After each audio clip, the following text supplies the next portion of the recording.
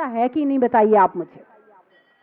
और एक के साथ नहीं है, चाहे कोठी में रह रहा हो, चाहे मकान में रह रहा हो, चाहे झोपड़ी में रह रहा हो, चाहे बंगले में रह रहा हो, कहीं रह रहे हो, दुख तो महसूस करना ही पड़ता है। और सबको अपनी अपनी तरह के होते हैं। बच्चा है, उसको अलग तरह का दुख है, उसे दुख है सब मुझे डांटते हैं, दिन भर पढ़ने के पीछे पड़े रहते हैं, ये मेरी मम्मी बहुत खराब है, मुझे दिन भर डांटती रहती है, वो मेरा भैया बहुत खराब है, मेरे से लड़ता रहता है। लोग सोचते हैं, वो जब बच्चा होता ना वो, तो वो सोचता है जब हम बड़े हो जाएंगे ना, हम भी बच्चों को ऐसे ही डांटेंगे, तब हम बड़े सुखी हो जाएंगे। बच्चे को क्या लग रहा है, जब हम बड़े हो जाएंगे तो हम सुखी हो जाएंगे। और बड़े क्या कह रहे हैं, जब हम बच्चे थे ना तब बहुत सुखी थे। ना सुखी ये है और ना सुखी वो है, दोनों ही दुखी है। भगवान से दुनिया में कोई ना सुखी, भगवान से दुनिया में कोई ना सुखी। एक राजा सुखी, एक रानी सुखी, एक राजा सुखी, एक रानी सुखी। जब पुत्र न होए तो दोनों दुखी। भगवान से दुनिया में कोई ना सुखी। एक सेठ सुखी, एक सेठानी सुखी। आपको क्या लगता है, सेठ जी बड़े सुखी होंगे? एक सेठ सुखी, एक सेठानी सुखी। जब चोर आ जाए तो दोनों दुखी। भगवान से दुनिया में कोई ना सुखी। एक गंगा सुखी, एक जमुना सुखी, एक गंगा सुखी, एक जमुना सुखी। जब बाढ़ आ जाए तो दोनों दुखी। भगवान से दुनिया में कोई ना सुखी। एक सूरज सुखी, एक चंद्रमा सुखी, एक सूरज सुखी, एक चंद्रमा सुखी। जब ग्रहण पड़े तो दोनों दुखी।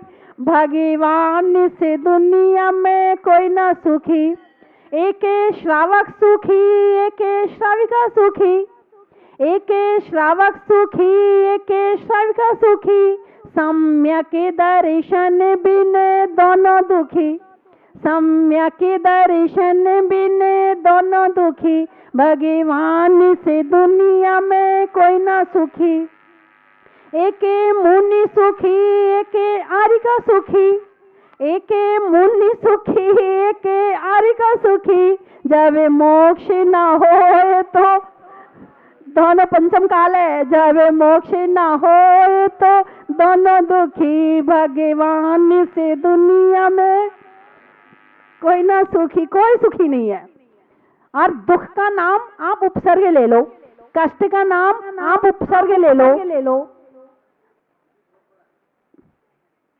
इसी तरह से कष्ट, दुख, परेशानियां ये गृहस्थी का दूसरा नाम है। कहां से आ जाएगी पता नहीं। भगवान के ऊपर उपसर्ग नहीं होता है। उन्होंने ऐसा कौन, आप चाहते हैं कि आपके ऊपर उपसर्ग ना हो? आप चाहते कि आपको दुख ना आए? आप चाहते कि आपके ऊपर संकट ना आए? कौन कौन चाहता है? कौन कौन चाहता कि आपके ऊपर कष्ट ना आए? अरे बोलो ना। सब चाहते हैं। आप चाहते कि आपके कोई बीमारी ना हो? हाँ। आप चाहते हो कि आपके घर वाले बिल्कुल आपके उसमें बिल्कुल जैसा आप कहो वैसा रहें? नहीं चाहते हो, ये नहीं चाहते हैं। हाँ, पुरुष कह रहे चाहते हैं, चाहते, महिलाएं नहीं कह रही हैं। हाँ, सब सुखी रहे तो हम सुखी रहे। महिलाओं की तो यही धारणा होती है। सबको खिला के खाती हैं, सबको सुला के सोती हैं, सबके सुख में सुखी रहती हैं, सबके दुख में दुखी रहती हैं। तो भगवान के ऊपर उपसर्ग नहीं होता, कष्ट नहीं आता, संकट नहीं आते, दुख नहीं होता, उनको कोई बीमारी नहीं होती, उनको नींद नहीं आती, उनको भूख नहीं लगती है। क्यों? कोई कारण बता सकते हैं कि उन्होंने ऐसा कौन सा काम किया है कि उनके पास में ये सारी परेशानियां नहीं है? कौन सा काम किया उन्होंने?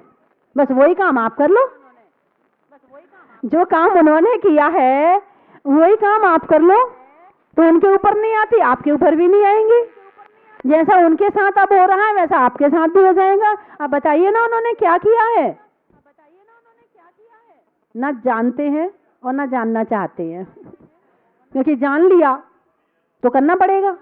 इसलिए अज्ञानी ठीक है हम तो, हाँ हम तो अज्ञानी ठीक है माता जी, हम तो अज्ञानी हैं। जो आता है वही यही कहता हम तो अज्ञानी है, बस घूमना पड़ेगा संसार में। अज्ञानी है तो संसार में घूमना पड़ेगा, भ्रमण करना पड़ेगा। इसी तरह से दुख में हजारों लाखों करोड़ों जन्म हमारे निकलते चले जाएंगे। तो भगवान के ऊपर उपसर्ग नहीं होता है। भगवान ने त्याग तपस्या के माध्यम से कर्मों का नाश किया है, इसीलिए उपसर्ग नहीं होता है, इसीलिए दुख नहीं आता है, इसीलिए संकट नहीं आते हैं। आप भी शुरू कर दें, उन्होंने बहुत सारा किया, आप थोड़ा थोड़ा तो शुरू करें। 10 लाक्षणी आ रही है, 10 दिन एकासन करें, उपवास करें, पूजा करें, भक्ति करें, दान करें।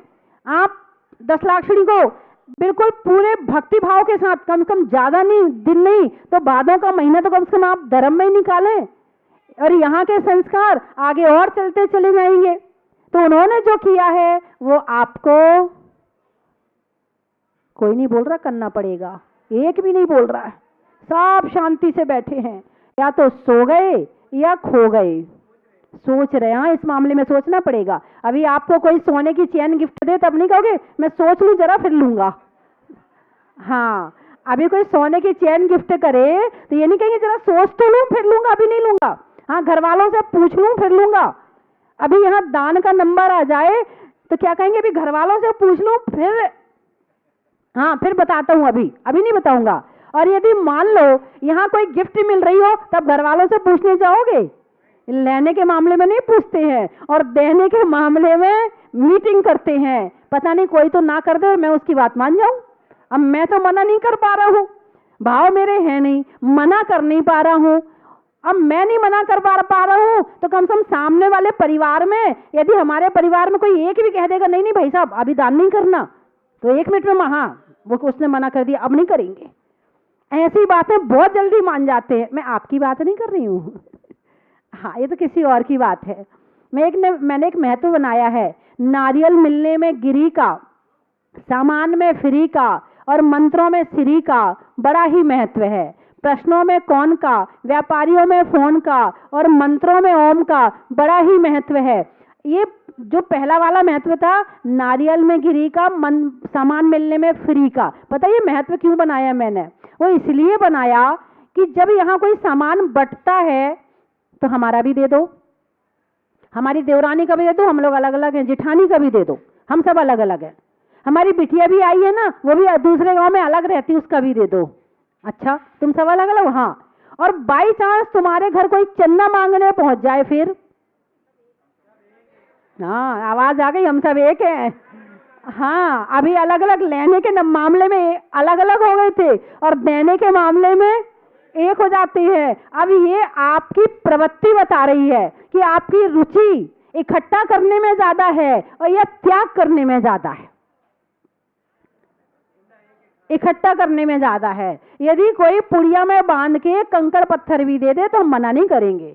यदि फ्री में जहर भी मिल रहा होगा तो पता नहीं कब काम आ जाए, चलो रख लेते हैं हाँ, इतने इस मामले में लालची है कि कुछ भी मिल जाए फ्री में। और यदि अच्छी से अच्छी चीज यदि थोड़ी सी भी कीमत में मिल रही होगी, अरे बहुत पड़ी है ना। और मैं एक प्रैक्टिकल बताऊं आपको, जो मैंने एक जिनवाणी लिखी है, जिनपद पूजांजलि। मैं दिल्ली में थी लाल मंदिर में, तो वहां के जो भाई साहब थे, वहां के जो भाई साहब थे, जब प्रवचन हो ना तो बीच में नहीं आना चाहिए, वहीं से वंदनामी करके पीछे ही बैठ जाना चाहिए, सबका ध्यान डिस्टर्ब होता है। तो वहाँ जो साहित्य सदन के इंचार्ज थे, देखते थे, उन्होंने कहा माता जी आप थोड़ा सा अपने चरण साहित्य सदन में भी आप थोड़ा अवलोकन करें, हमारे यहाँ कौन कौन सी किताबें हैं, कैसी हैं, क्या है। मैंने कहा चलो चलती हूँ। मैं देखने के लिए गई तो मैं वहाँ पर अवलोकन कर ही रही थी कि कौन सी किताब है, क्या है। इतने में वहाँ एक भाई साहब अकेले जेंट्स थे, वो आए और आने के बाद उन्होंने वहाँ के व्यक्ति से कहा, बोले मुझे एक जिनवाणी चाहिए। तो वहाँ 2 तरह की जिनवाणी थी, एक पूजन पाठ प्रदीप और एक जिनपद पूजांजलि जो मैंने लिखी है। तो उसने उसके सामने दोनों रख दी। बोले कितने की? बोले दोनों की कीमत 50 रुपये। उसने कहा पतली वाली भी 50 की और मोटी वाली भी 50 की, बताइए आप कौन सी लेंगे? बताइए बताइए आप कौन सी लेंगे? कागज ज्यादा, पेज ज्यादा, और जिनवानी मोटी मिल रही है 50 रुपए में और पतली वाली 50 में। उसने भी वही किया, मोटी वाली जिनवानी उठा के ले गया। हम क्वालिटी नहीं देखते हैं, हम क्वांटिटी देखते हैं। कौन सी चीज ज्यादा मिल रही कम कीमत में, हमारी दृष्टि क्वालिटी पे नहीं है। यदि क्वालिटी भी ज्यादा की मिल रही है तो भी वो हमारे लिए उपयोगी है। हालांकि जिनवानी तो दोनों ही उपयोगी हैं, उसमें भी पूजाएं हैं, भक्ति है, लेकिन किसी और चीज की बात कर रही हूं कि मान लो क्वालिटी, आप हमेशा क्वालिटी पे ध्यान दिया करो। क्वांटिटी में तो बहुत सारे भक्त आ जाएं और कुछ भी काम ना करें, बोलो किसी काम के हैं क्या? और क्वालिटी में थोड़े भी आ जाएं, क्वांटिटी में ज्यादा भी आ जाएं और क्वालिटी में थोड़े भी आ जाएं, वो भी बहुत कुछ है। तो आप भी अपनी स्वयं की क्वालिटी बनाएं। बात समझ में आई कि नहीं आई? हर व्यक्ति के पास में एक अपनी ऐसी क्वालिटी होनी चाहिए जिसके माध्यम से लोग कहें भाई साहब आप आ जाओ ना, आपके बिना काम नहीं होगा। होनी चाहिए, नहीं होनी चाहिए? और नहीं तो फिर बाद में क्या होगा, हमें कोई पूछता ही नहीं है, हमें कोई पूछता ही नहीं। अरे तुम्हारे अंदर क्वालिटी हो तब तो पूछे कोई। भगवान आदिनाथ के समय से योग्यता की कीमत है। भगवान आदिनाथ के समय से ही ये सब चला आ रहा है, तो अभी कैसे ये उल्टा हो जाएगा? योग्यता की कीमत हमेशा से थी, है और आगे भी रहेगी। तो आपके अंदर ऐसे गुण होने चाहिए कि कोई आपसे कुछ कहे, या तो आप खूब शास्त्र पढ़ो, कोई प्रतियोगिता भर रहा होगा, आंटी इसका उत्तर बता दो ना, अम्मा जी इसका उत्तर बता दो ना, वो आपसे ही अगर उनसे पूछना जाके, उनको पता होगा, वो ना बहुत शास्त्र पढ़ती हैं, ये भी आपकी क्वालिटी हो गई। यदि आप व्रत उपवास करते हैं तो अरे वो है ना, जब भी कोई चार जने चर्चा करेंगे, आपस में बातें करेंगे, अरे वो बहन जी है ना बहुत त्याग व्रत उपवास करती हैं, वो बहुत बढ़िया है, ये आपकी क्वालिटी हो गई। भाइयों में अरे वो भाई ना बहुत बढ़िया है, बहुत हमेशा दान देते रहते हैं और अच्छे पूजा भी करते हैं, भक्ति भी करते हैं, अभिषेक भी करते हैं, ये आपकी क्वालिटी हो गई। अरे वो तो साल में एक दिन भी नहीं छोड़ते हैं, रोज अभिषेक करते हैं, ये आपकी क्वालिटी हो गई। जरा भी कुछ हो भाई साहब मंदिर में आप ही चलो, आप ही बताओ, आप रोज करते हो, आप ही बताओ कि ये काम कैसे होगा। बात समझ में आई कि नहीं आई?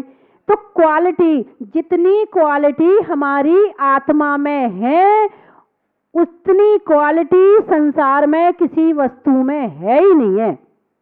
और उस क्वालिटी को हमारे भगवान ने प्रकट कर लिया है। आज आप भगवान के पास क्यों आते हो, रोज रोज क्यों मंदिर जाते हो? क्या देते हैं आपको भगवान? कुछ मिलता है? भगवान कुछ सोने की चेन बांट रहे हैं? आपको साड़ी दे रहे हैं? आपको कुछ और दे रहे हैं क्या? कुछ भी नहीं दे रहे। फिर क्यों आप भगवान के पास आते हो?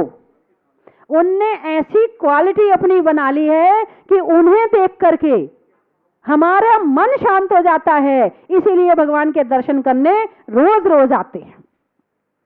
ये गुणवत्ता, क्वालिटी, गुणवत्ता, हिंदी में से गुणवत्ता कहेंगे। अपने गुणों को प्रकट करना, त्याग, तपस्या, भक्ति के माध्यम से, अपनी होशियारी के माध्यम से अपने गुणों को प्रकट करना, ये अपनी गुणवत्ता है, क्वालिटी है। तो आप लोगों ने अपने गुण थोड़े थोड़े तो प्रकट किए होंगे, हैं? अरे बोलो ना, इस मामले में आप बिल्कुल चुप हो जाते हो। हाँ हाँ हाँ 3 बार, क्या बात है, मेरे 3 प्रश्नों का उत्तर एक बार में दे दिया।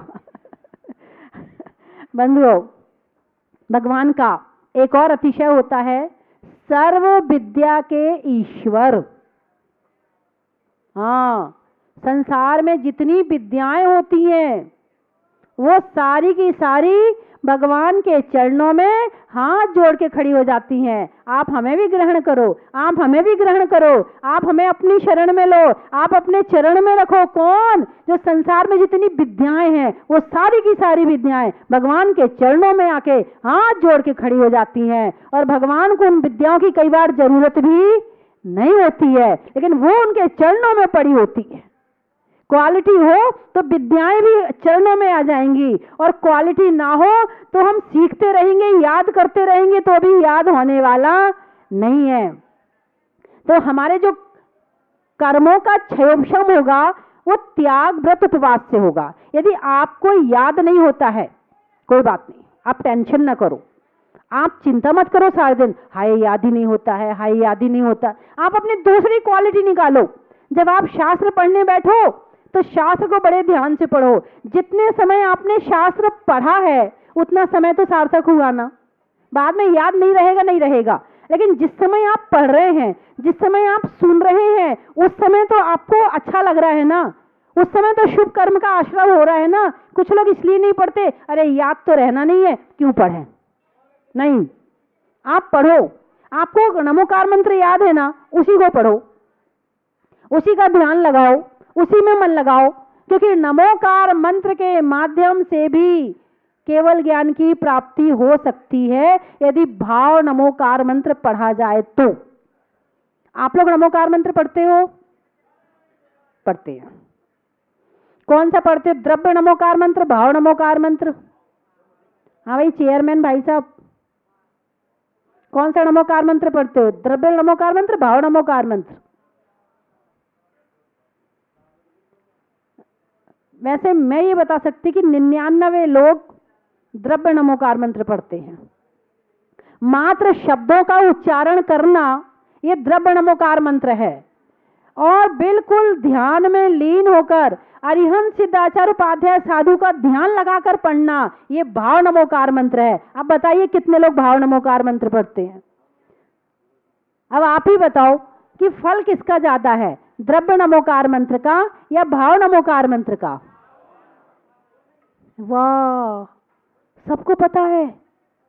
ओहो, यहाँ तो सब ज्ञानी बैठे हैं, एक भी अज्ञानी नहीं है। सबको पता है कि भाव नमोकार मंत्र का फल ज्यादा होता है।